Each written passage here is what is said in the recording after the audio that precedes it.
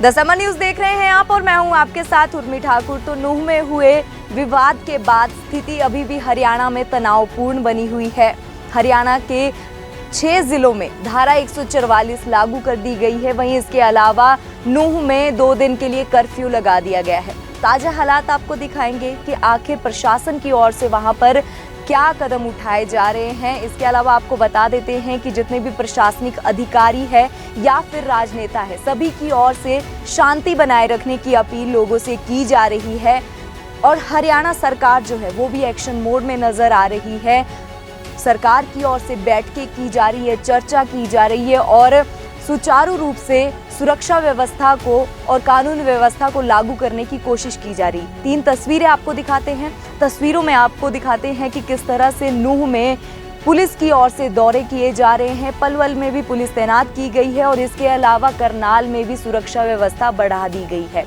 3 तस्वीरें देखिए। तो पहली तस्वीर आपको नूह से दिखा रहे हैं, जहां पर जिला उपायुक्त प्रशांत पवार और इसके अलावा एसपी नरेंद्र सिंह बिजारिया ने जिला में विभिन्न क्षेत्रों का दौरा किया। फील्ड में पहुंचकर कानून व्यवस्था का जायजा लिया और शांति और कानून व्यवस्था बनाए रखने की आम जन से अपील की गई। जिले में स्थिति अभी की अगर बात की जाए तो स्थिति अभी सामान्य है, लेकिन फिर भी पुलिस की ओर से लगातार जो है विभिन्न क्षेत्रों का दौरा किया जा रहा है। फील्ड में पहुंचकर कानून व्यवस्था का जायजा लिया जा रहा है। और इसके अलावा दूसरी तस्वीर आपको दिखाते हैं। दूसरी तस्वीर पलवल की है, जहां पर जिला प्रशासन की ओर से धारा 144 लागू की गई है और इंटरनेट सुविधा भी बंद कर दी गई है। जिले में माहौल शांत करने के लिए अन्य जिलों की पुलिस को भी यहाँ पर बुलाया गया है और साथ ही साथ फ्लैग मार्च भी जो है वो निकाले जा रहे हैं। तो पुलिस प्रशासन की ओर से लगातार जो है वो कानून व्यवस्था को बनाए रखने की अपील लोगों से की जा रही है। तीसरी तस्वीर आपको करनाल की दिखा रहे हैं, जहां पर प्रदेश के नूह जिले में हुए पथराव और उसके बाद हुए विवाद के बाद करनाल में धार्मिक स्थलों की सुरक्षा बढ़ाई गई है। करनाल के मेरठ रोड पर धार्मिक स्थलों पर भारी पुलिस फोर्स जो है वो तैनात की गई है।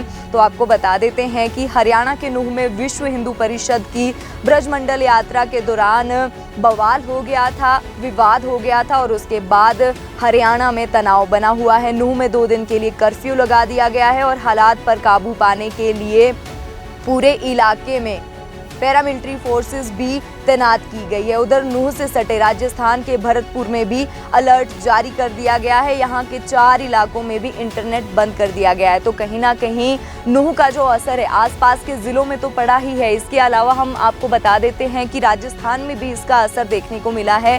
भरतपुर में अलर्ट जारी किया गया है और आसपास के 4 इलाकों में इंटरनेट सेवा जो है वो बंद कर दी गई है। अब ये हिंसा नूह के बाद गुरुग्राम तक फैल गई है, जिसे देखते हुए इन 2 जिलों के अलावा एहतियातन रेवाड़ी, पलवल, फरीदाबाद और सोनीपत समेत 6 जिलों में धारा 144 लागू कर दी गई है। नूह में 2 अगस्त तक इंटरनेट बंद कर दिया गया है। वहीं नूह, फरीदाबाद, गुरुग्राम और पलवल में मंगलवार यानी 1 अगस्त को सभी शिक्षण संस्थान और कोचिंग सेंटर भी बंद कर दिए गए हैं। तो आपको बता देते हैं कि बोर्ड की 10वीं और 12वीं की परीक्षा को नूह में रद्द कर दिया गया है और यहाँ परीक्षाएं 1 और 2 अगस्त को होनी थी। और हिंसा के मद्देनजर सीएम मनोहर लाल ने गृह मंत्री अनिल विज के अलावा चीफ सेक्रेटरी, डीजीपी समेत दूसरे बड़े प्रशासनिक अधिकारियों की हाई लेवल मीटिंग भी बुलाई है। तो ये मीटिंग कुछ ही देर में शुरू हो जाएगी। वहीं आपको बता देते हैं कि नूह में सोमवार को विश्व हिंदू परिषद की ब्रजमंडल यात्रा पर जो है पथराव किया गया था, जिससे हिंसा भड़क गई थी। दोनों पक्षों में पत्थरबाजी और फायरिंग हुई थी। इस दौरान गुड़गांव के होमगार्ड नीरज और गुरसेवक समेत अन्य 5 लोगों की मौत हो गई थी और 50 से ज्यादा पुलिसकर्मी, अधिकारी और इसके अलावा अन्य लोग इस घटना के दौरान घायल हो गए थे। तो आपको ये बता देते हैं कि उपद्रवियों ने रोड पर जो 3 किलोमीटर के दायरे में जितने भी वाहन थे, उन सभी वाहनों में उन्होंने आग लगा दी थी और इसके बाद 500 से ज्यादा लोगों ने बस से टक्कर मारकर साइबर थाने की दीवार तोड़ी थी और अंदर घुस गए थे। तो डायल 112 की गाड़ियां तक जला दी गई थी और इसके बाद अंदर भी तोड़फोड़ कर दी गई। तो आग लगाने का प्रयास भी किया गया। कुछ दुकानों में लूटपाट के बाद आग भी लगा दी गई। हीरो बाइक के शोरूम में 200 बाइक लूटी गई और शोरूम में तोड़फोड़ भी की गई।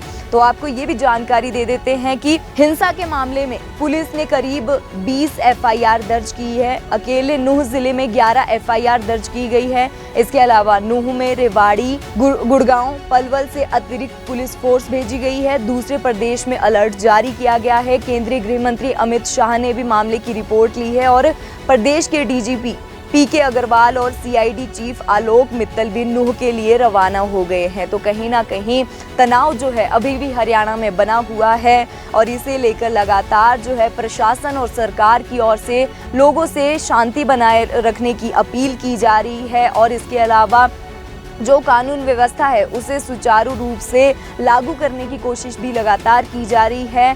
जो पैरामिलिट्री की कंपनियां हैं वो भी शांति व्यवस्था बनाए रखने के लिए तैनात की गई है। वहीं इसके अलावा मुख्यमंत्री मनोहर लाल की ओर से बैठक भी बुलाई गई है। बैठक में भी शांति व्यवस्था कायम करने के लिए चर्चा की जा रही है। इसके अलावा आपको बता देते हैं कि मुख्यमंत्री मनोहर लाल ने कहा था कि नूह की घटना दुर्भाग्यपूर्ण है और मैं सभी लोगों से प्रदेश में शांति बनाए रखने की अपील करता हूं।